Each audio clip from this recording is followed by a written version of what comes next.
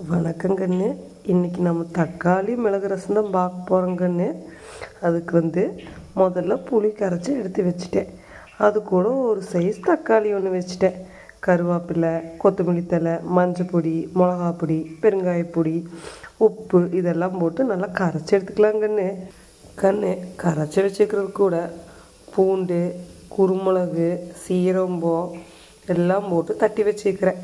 அதையும் சேர்த்து கரைச்சிக்கலாங்கன்னு. இப்போ வடச்சட்டி வச்சு அதில் கொஞ்சம் எண்ணெய் ஊற்றிக்கலாங்கன்னு. எண்ணெய் காஞ்சதையுமே கடுகு போட்டுக்கலாங்கன்னு. கடுகு உறிஞ்சதையுமே இப்போல்லாம் கரைச்சி வச்சுருக்கோம்லங்கண்ணே, அதை எடுத்து உள்ளே ஊற்றுவோம். இப்போ ஊற்றுனதுக்கப்புறம் ஒரு மூடி போட்டு மூடி வைக்கலாங்கன்னு. கொஞ்சம் நுரக்கட்டி வருட்டு, அப்போ தான் ருசியாக இருக்குது கண்ணு. ரசம் ரெடி ஆயிடுச்சு கண்ணு. தக்காளி மிளகு ரசம் எப்படி இருக்குன்னு சாப்பிட்டு பார்த்துட்டு சொல்லுங்க கண்ணு.